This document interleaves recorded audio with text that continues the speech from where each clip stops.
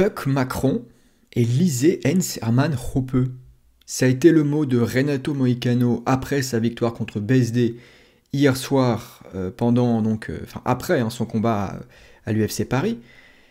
Bon rétablissement d'ailleurs à Benoît Saint-Denis, qui a pris de gros dégâts aux yeux. On espère qu'il va se remettre évidemment, et on lui souhaite le meilleur pour la suite. Mais moi, ce qui m'intéresse ici évidemment, c'est ce message de fin, philosophique, économique, politique. Donc on va écouter directement Renato via la traduction du collectif anarcho-capitaliste Repossession. Je participe aussi modestement, mais quand même à l'aventure Repossession, donc je vous invite non seulement à vous abonner à tous leurs espaces et à visiter leur site web, re-possession.net me semble-t-il. De toute façon, il y aura sûrement un lien en description d'ailleurs, pour si jamais j'ai fait une erreur comme ça, tout sera bien en description pour vous permettre d'aller directement lire ce qu'ils produisent en termes de création culturelle, en termes de contenu. Et donc là, pour l'occasion, le collectif s'est vu obligé d'aller traduire directement ce passage de Renato Moicano, puisque il est lourd de sens, quoi. 45 secondes, donc on va directement s'écouter ça, et on y réagit juste après. Another massive win, we gotta say, who do you want next?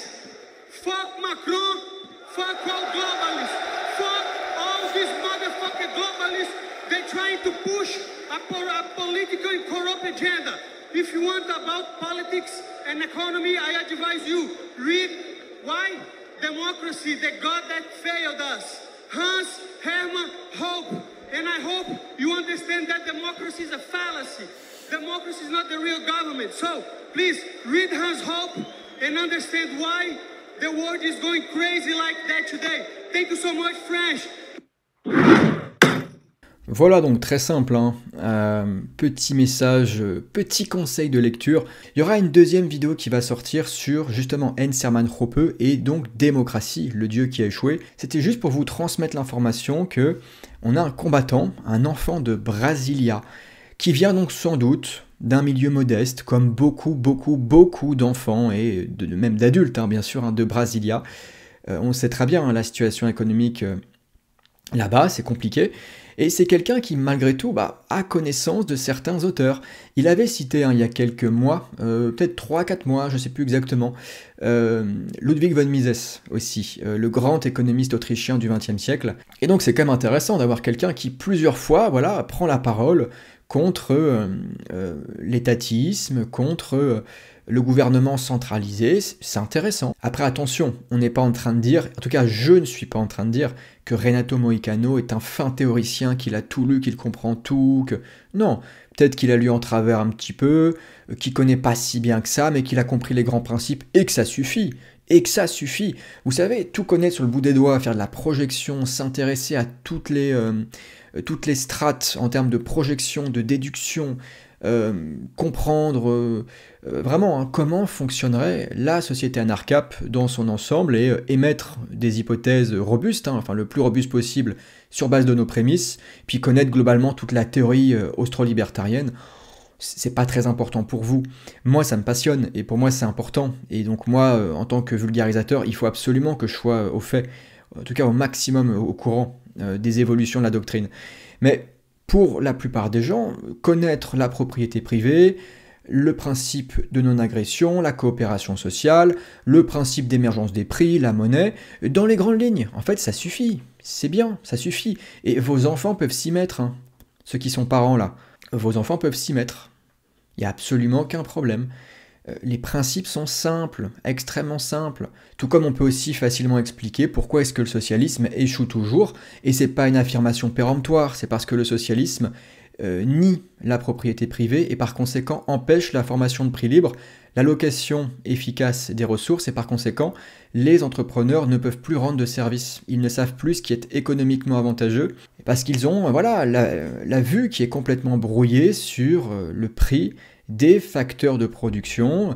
Ils ne savent plus quoi faire avec ce qu'ils ont et petit à petit la société tombe dans les mains de l'État qui vient produire et administrer pour tous. Ce sont les fameux prix administrés. Et à ce moment-là, on tombe toujours dans des excès ou des pénuries. Toujours. L'État, n'étant pas sur le marché, ne peut pas rendre de service parce qu'il ne répond pas à la demande via les moyens économiques. Et c'est mon rôle hein, de vous le dire et de vous le retransmettre, mais c'est aussi votre rôle ensuite en tant qu'individu, conscient de la véracité, de l'exactitude conceptuelle de la doctrine, de retransmettre à votre tour, en tant que parent, que qu'ami, que conjoint, que ce que vous voulez, socialement on s'en fiche. Mais retransmettez-le aussi tout ça, en douceur, subrepticement, soyez fin, petit à petit, faites de la maïeutique, soyez malin, soyez pas trop, enfin après, conseil personnel, j'ai aussi testé de temps en temps, hein, les débats un peu plus bourrins, un peu plus rentre dedans, ça ne fonctionne pas de ce que j'ai pu observer voilà, empiriquement, et surtout, ça met chacun dans des conditions un peu de tension, c'est pas très agréable. On s'énerve, la voix monte, ou alors discussion un peu plus virile si vous voulez, mais il faut que les deux parties soient vraiment prêtes à ça et de bonne foi, c'est très important. J'ai eu trop de fois des gens de mauvaise foi, donc ça c'est aussi un peu à vous de voir, mais regardez, Renato le fait, lui face à une audience extrêmement vaste, et ça c'est absolument génial, hein, c'est précieux, mais chacun peut participer à ça. Chacun peut faire la liberté à sa petite mesure. Donc je vais reparler aussi de Hans Hermann Hoppe et donc de tout ce qu'il y a derrière, hein, la démocratie, les mécanismes, grâce à un thread que j'ai réalisé il y a très peu de temps. Bon évidemment c'est compliqué parce que c'est un fil de niche, hein, je veux dire la démocratie et les mécanismes sociaux qu'elle implique et la liberté, qu'est-ce qu'elle ferait à la place, bon voilà, ça reste des thèmes de niche, mais j'ai quand même sauté sur l'occasion, allez RT, allez soutenir, et donc on parlera de ça juste après. Ce qu'on va faire par contre maintenant, c'est qu'on va répondre à un certain Cro-Blanc, hein, qui a fait une vidéo sur l'événement, et donc qui parle un petit peu de Hans Hermann Hoppe, et qui cite notamment un passage sur Wikipédia. Et évidemment, qui dit Wikipédia, dit qu'on s'expose au risque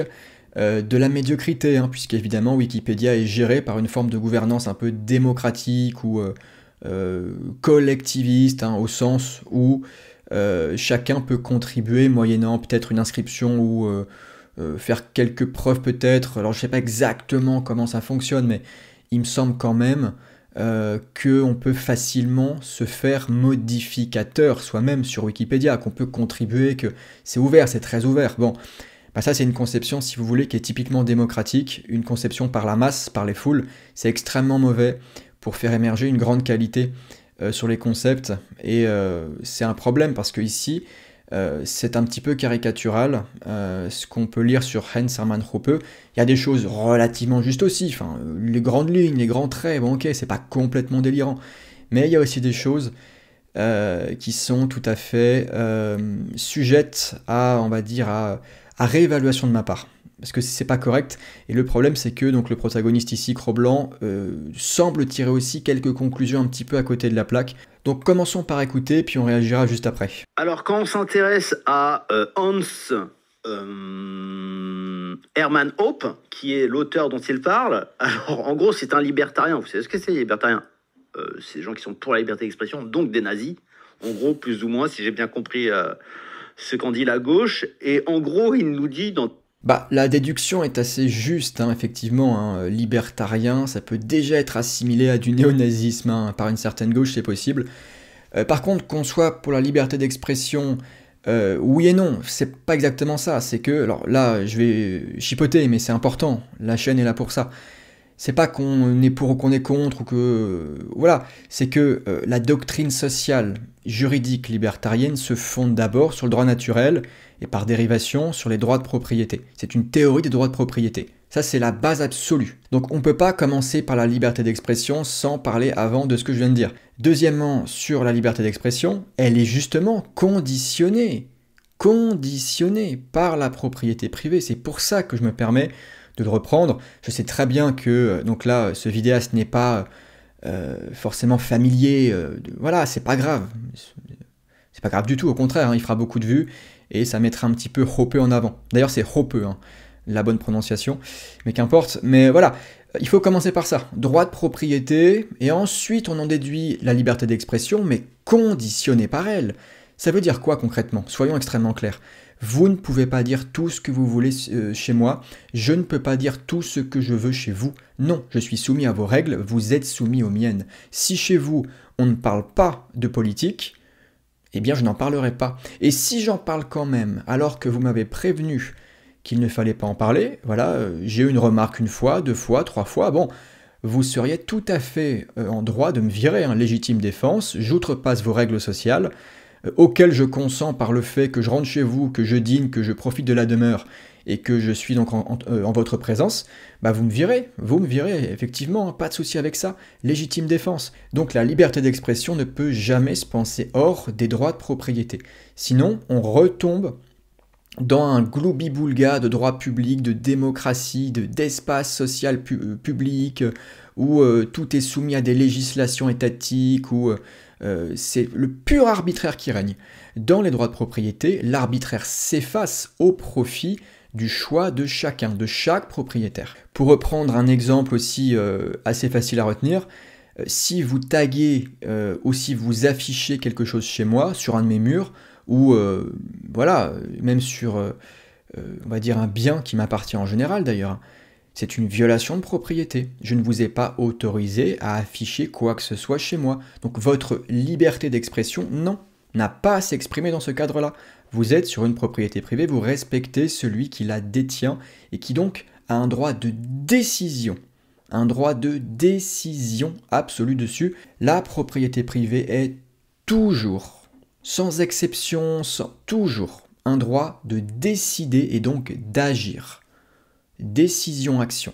Toujours. Maintenant, prenons un cadre où quelqu'un dit quelque chose de heurtant pour la communauté, mais que c'est autorisé, que c'est permis par les règles en place.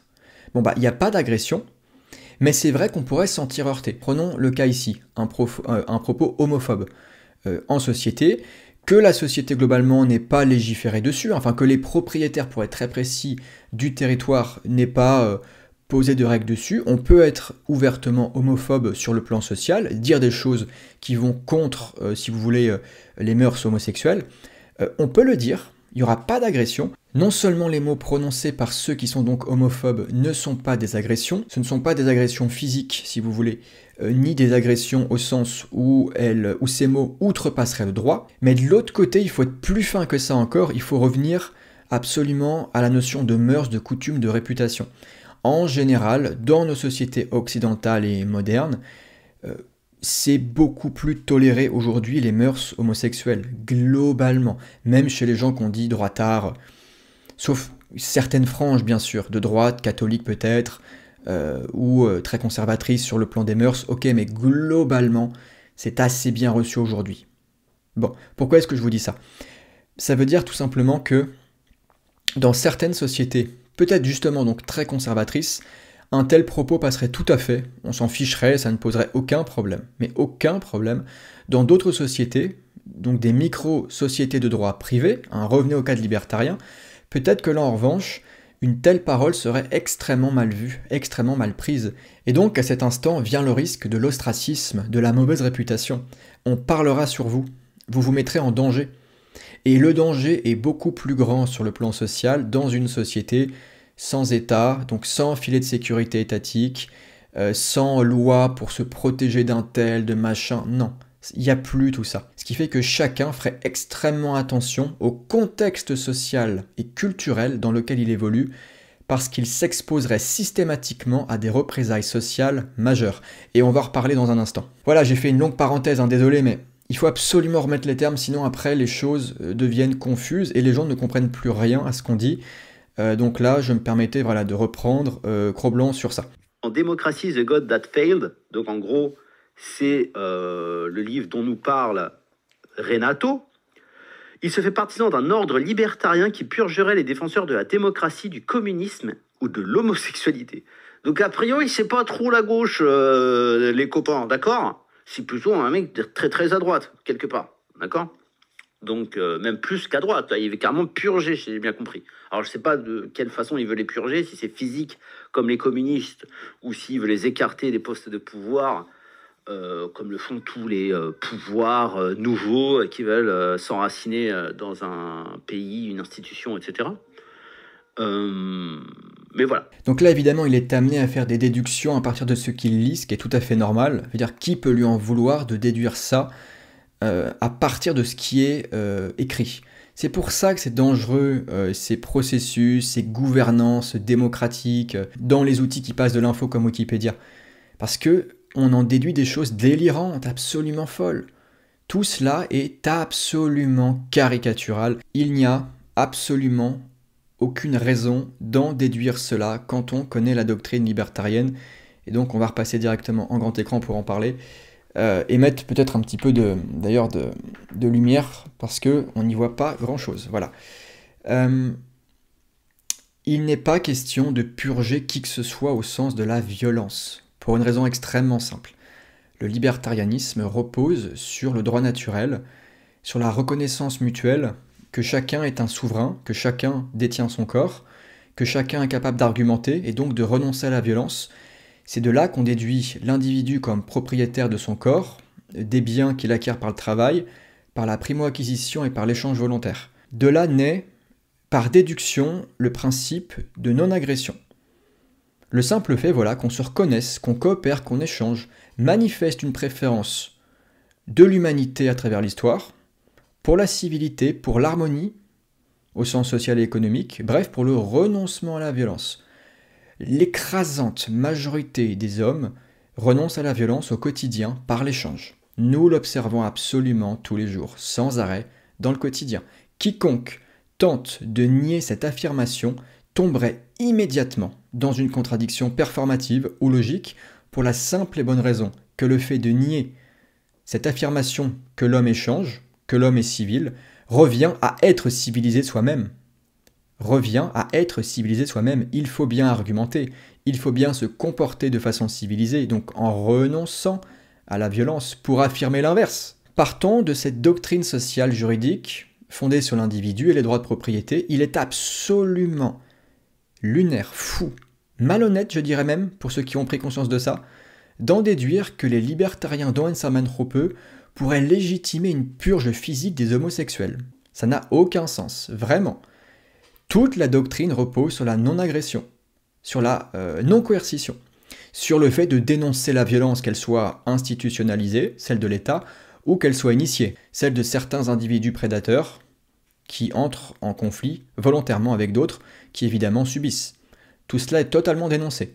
Tout cela est dénoncé de A jusqu'à Z dans les écrits anarcho-capitalistes, dont ceux de Heinz Hermann Hoppe. Par conséquent, purger les communistes, les démocrates ou les homosexuels se ferait au mieux sur le plan social, sur le plan de la libre discrimination, sur le plan du choix.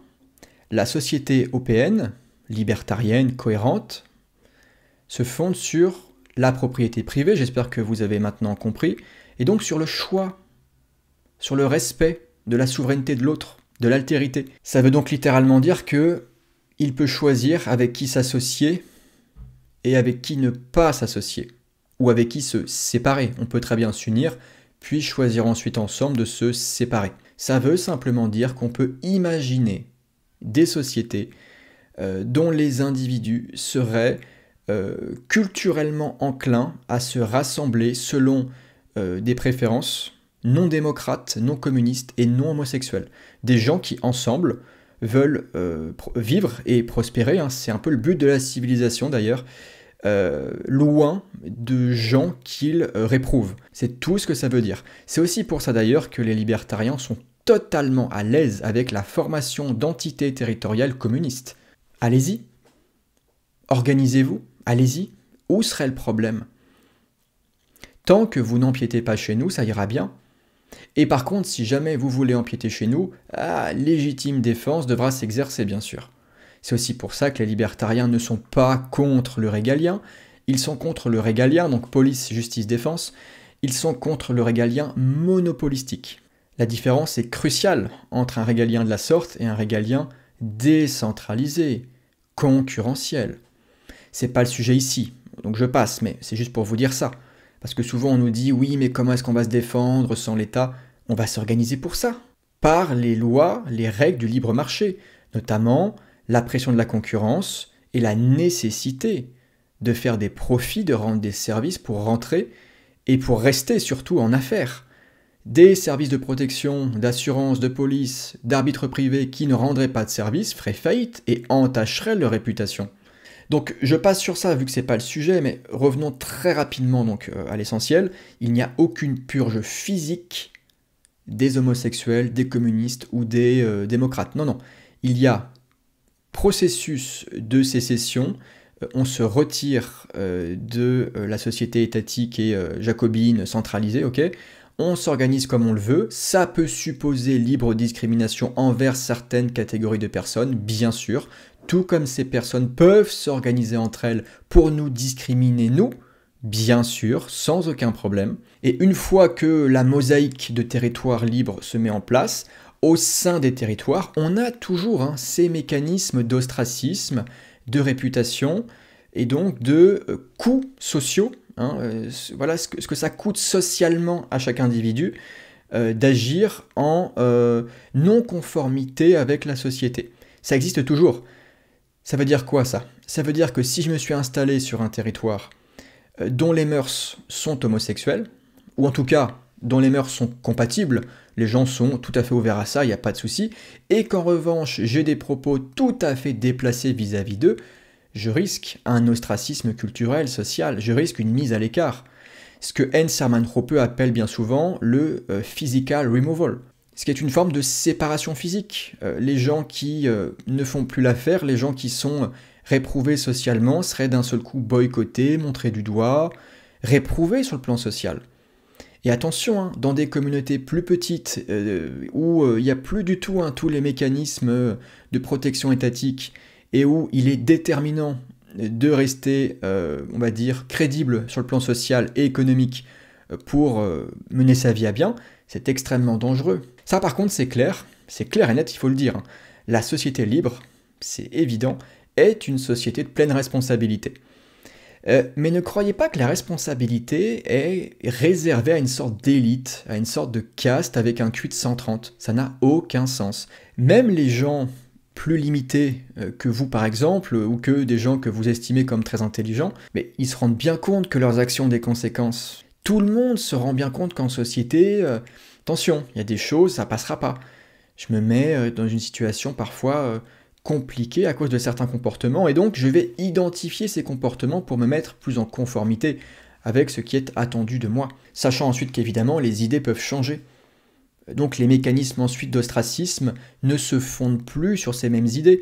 Une société homophobe peut, avec le temps, pour reprendre l'exemple, devenir de plus en plus tolérante sur la question. Pour plein de raisons, on s'en fiche, c'est qu'un exemple. Donc, la purge ne peut être que sociale, elle ne peut être qu'une libre discrimination à l'entrée. Non, je ne te veux pas, pour X raisons, j'en ai le droit car je suis chez moi. Et la purge peut se passer aussi au sein des territoires, physical removal, mise à l'écart, qui pourrait provoquer en réalité tout un tas de pressions sociales, menant peut-être pour certaines personnes à un exil. On s'en va, on quitte le territoire parce qu'on est trop à l'écart, on est trop ostracisé, on est tellement mis mal à l'aise, on est tellement rendu honteux, rendu misérable par l'ensemble du corps social, ou par une grande partie de lui, disons, par beaucoup de gens, voilà, qu'on va partir, quoi. Donc j'entends bien que pour tous les gens, notamment à gauche, qui sont terrifiés à l'idée d'être soumis aux conséquences de leurs actes, plutôt qu'être protégés par certains privilèges d'État, ouais, j'entends bien que l'anarcho-capitalisme peut faire un petit peu peur. Mais pour tous les autres, tous ceux qui veulent faire la civilisation, qui veulent tout simplement rehausser nos exigences sociales et vivre ensemble enfin avec des gens que l'on a choisis, et donc recréer des sociétés de confiance et de prospérité, pour tous ces gens-là, quelle que soit leur préférence, quelle qu'elle soit, ethniquement, sexuellement, culturellement, je m'en fous, la liberté leur ira parfaitement, parce qu'elle suppose qu'ils auront le choix. J'ai parlé au début de Repossession, le collectif libertarien, je parlerai à la fin donc de Repossession comme mouvement, comme esprit nécessaire à adopter, à faire sien, pour enfin pouvoir lutter contre les forces en place du Léviathan.